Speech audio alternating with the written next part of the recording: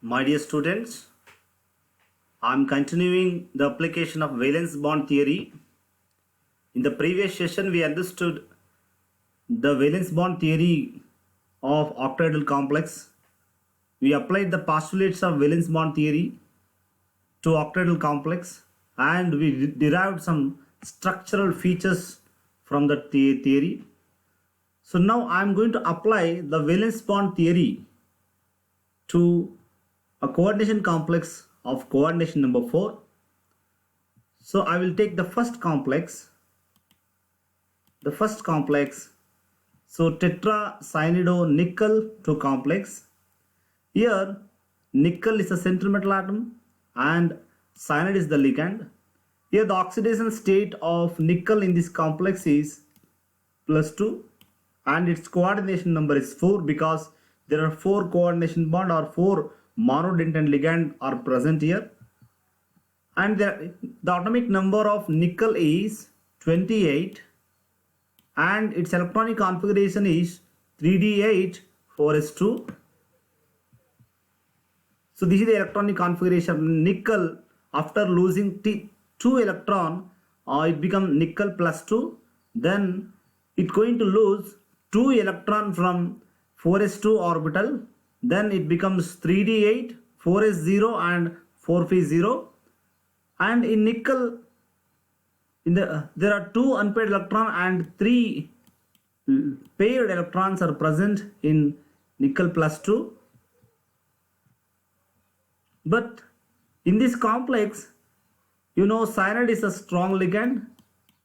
This strong ligand forces the unpaired electrons to pair up. According to this theory, if strong ligand is present, it forces the unpaired electrons to pair up. As a result, there are 2 unpaired electrons which is present in the nickel ion. While forming a bond, what happens? Due to presence of strong ligand, the unpaired electron which is present in the last orbit of 3d, it is going to shift to left orbit, then it become paired and one empty 3d orbital is created. So here there are 4 ligands are present. So for 4 ligand, so these 4 ligand going to occupy the next 4 immediate vacant orbitals of nickel. So here, so it is going to occupy one d orbital and one s orbital and 2 p orbital, totally 4 orbital. So that's why it is called as dsp2 hybridization. So to this 4 orbital, the 4 electrons here, electron which is indicated in the red color, these are electron from the 4 cyanide ligand. Each ligand can provide 2 electron. So totally there are 8 electron. So these 8 electron occupy the hybrid orbital of the central metal atom. That is, these orbital in the next step undergo hybridization to form dsp2 hybrid orbitals of equivalent energy, and these to the equivalent orbital, the ligand orbital can occupy and form 4 coordination bond. That's why the coordination number of the tetracyanidonyl is 4. Tetracyanidonyl is 4. And if you look at the properties of this molecule undergo dsp2 hybridization. It undergo dsp2 hybridization. That's why it is going to possess square planar geometry, and it doesn't have unpaired electron. You look at the entire electronic molecular and configuration of this complex. So here there are no unpaired electron. That's why it is diamagnetic in nature. Due to presence of 4 ligands, so it forms square planar complex, and it is a low spin complex because here there are no unpaired electron. That's why it is a low spin complex, and this is a square planar geometry of, you just look at here, this is a square planar geometry, that is, so one central atom, that is nickel, which is present here, and these nickel form 4 coordinate bond with 4 cyanide, and it form square plane. Square, so it is restricted to one plane, that is xy plane. That's why this is called as square planar geometry. Next, another coordination complex is tetrachlorido-nickel 2 complex. So here the central metal ion is nickel and there are 4 chloride and chlorine ligands are present, and this is the charge of a coordination sphere -2. And here this is the electronic configuration of nickel. Nickel atomic number 28. It electronic configuration of 3d8 and 4s2. Here nickel is in +2 state.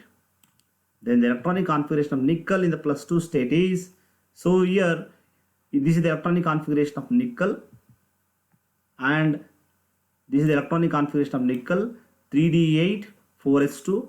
After losing 2 electron, after losing 2 electron, what happened? The 2 electrons from 4s get removed.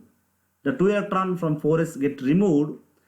But here one important thing here is, here chlorine is weak ligand.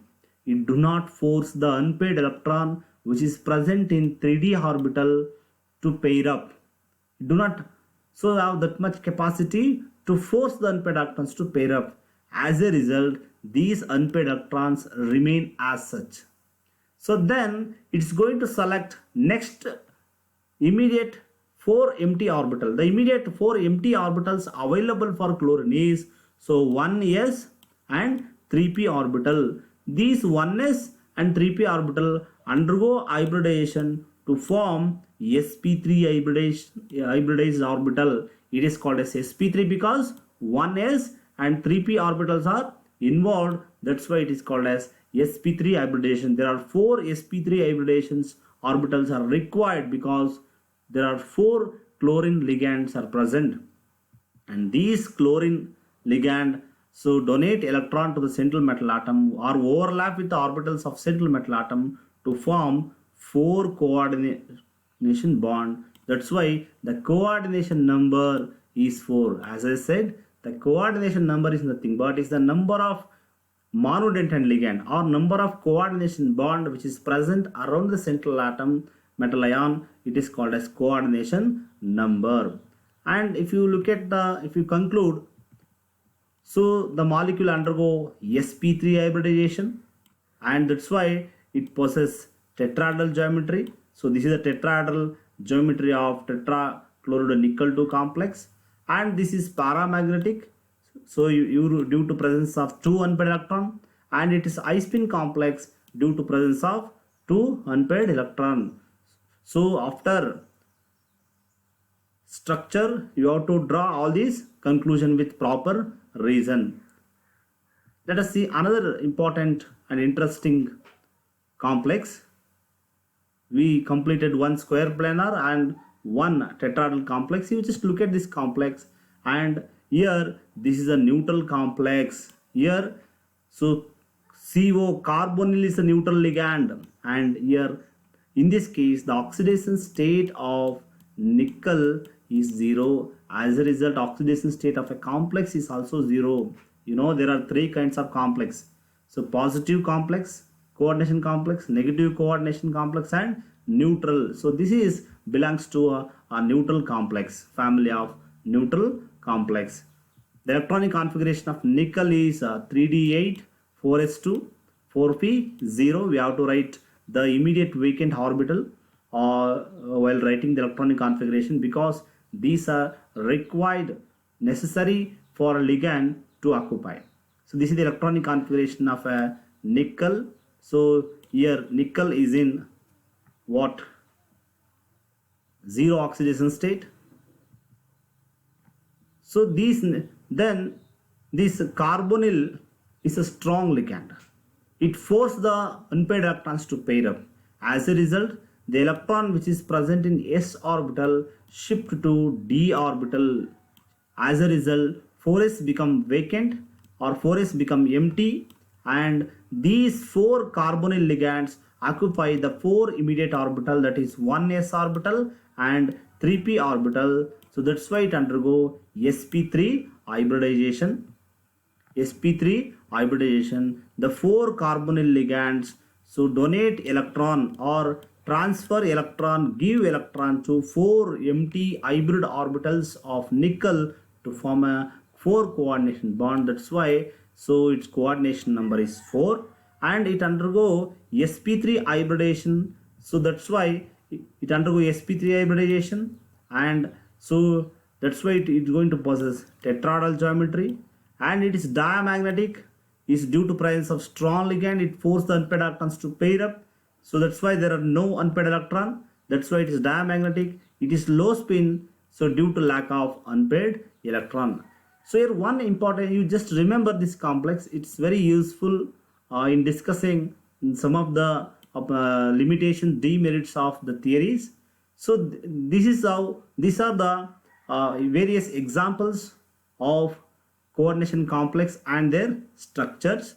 Dear students, in order to apply the valence bond theory, once again you have to write the electronic configuration of an atom, ion, and identify the number of ligands, and create the number of available empty orbital for the ligand, and depends on the nature of ligand, the magnetic property. You just observe, we have solved 6 complexes. Here the magnetic properties varies, the geometries varies, the hybridization varies. So you start to think why the magnetic properties changes, why the geometries changes, or what is the influence of oxidation state of a metal ion, or what is the influence of ligand on these properties. You have to think. So these are some of the applications of valence bond theory. Now let us see some of the limitations of this valence bond theory. So we discussed in valence bond theory, we drawn only 4 conclusions: the nature of hybridization, the geometry, the magnetic properties of a complexes. So these are the, whether it is inner orbital or outer orbital. So we just drawn this conclusion, but it does not explain the spectral properties. So we know that coordination compounds are well-known colored compound. So it doesn't explain whether it shows the color or not, and it do not explain inner or reason behind inner orbital and outer orbital. Just we said this is inner orbital. So why it form inner orbital complex? Why it form outer orbital complex? So it do not give explanation on these, and it does not provide any interpretation on thermodynamic stability. That is whether the complex which is formed, whether it is exist for long time or not, whether it is thermally stable or not. No, it doesn't. This theory doesn't give all this information about the stability. And one important thing throughout this theory, the nature of the ligand play a vital role.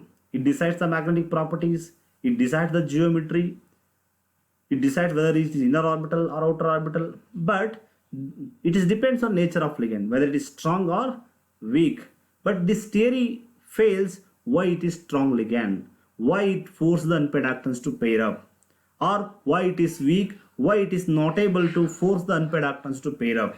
It does not give the interpretation of strength of a ligand. That is another limitations of this valence bond theory.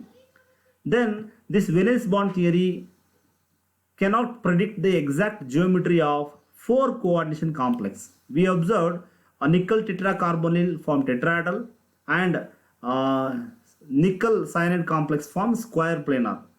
Here there are 4 ligands which is present in the same metal ion and of same oxidation state, but the geometry is going to be different. One forms square planar and another one form tetrahedral. So it is not able to distinguish the reason behind the geometry of 4 coordinated complex. That is another limitations of the valence bond theory.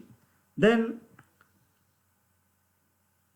it does not explain the reactivity. It does not explain the difference between reactivity of D3, 3D and 4D and 5D series element. So these are the limitations of the valence bond. Although it successfully explained the geometry, magnetic properties and formation with the help of hybridization, it fails to cover many aspects of coordination compounds.